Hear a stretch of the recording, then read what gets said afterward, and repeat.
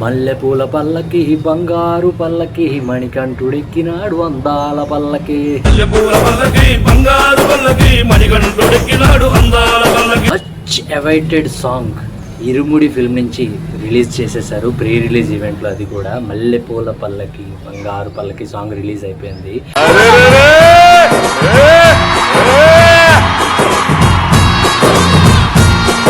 ఆ సాంగ్లో రవితేజ డ్యాన్స్ అయితే చింపి అవతల పడేసాడంతే. ఒక స్వామి మాలేసుకుని ఎంత భక్తి పారవస్యంతో మునిగిపోయి పాట పాడుతూ డ్యాన్స్ వేస్తాడో అలాగే అనిపించింది అబ్బా రవితేజ మల్లెపూల పల్లకి సాంగ్ డ్యాన్స్ చేస్తుంటే.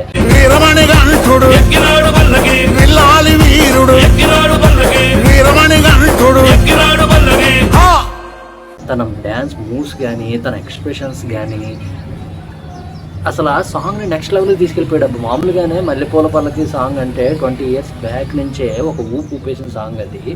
ఆ సాంగ్ ఇరుముడి మూవీలో పెట్టాలని అందరూ అడిగారు.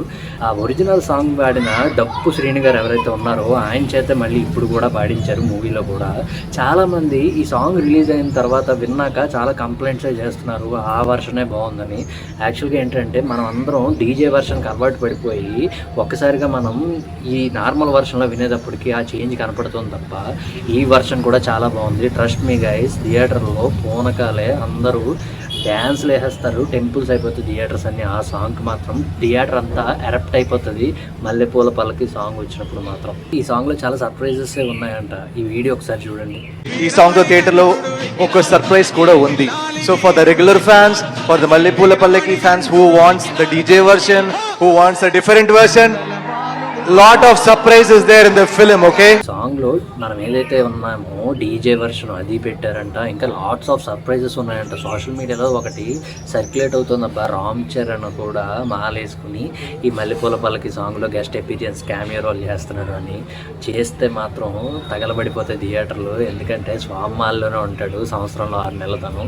సో చాలా బాగుంటుంది, చూద్దాం. అది ఎంతవరకు నిజమో తెలీదు, బట్ రూమర్ అయితే ఎక్కువ సర్క్యులేట్ అవుతుంది సోషల్ మీడియాలో.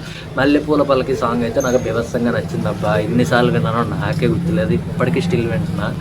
మీలో ఎంతమందికి నచ్చింది మల్లెపూల పల్లకి సాంగ్ ఇరుముడిలో? మీ ఒపీనియన్స్ కింద కామెంట్ సెక్షన్లో కామెంట్ చేయండి.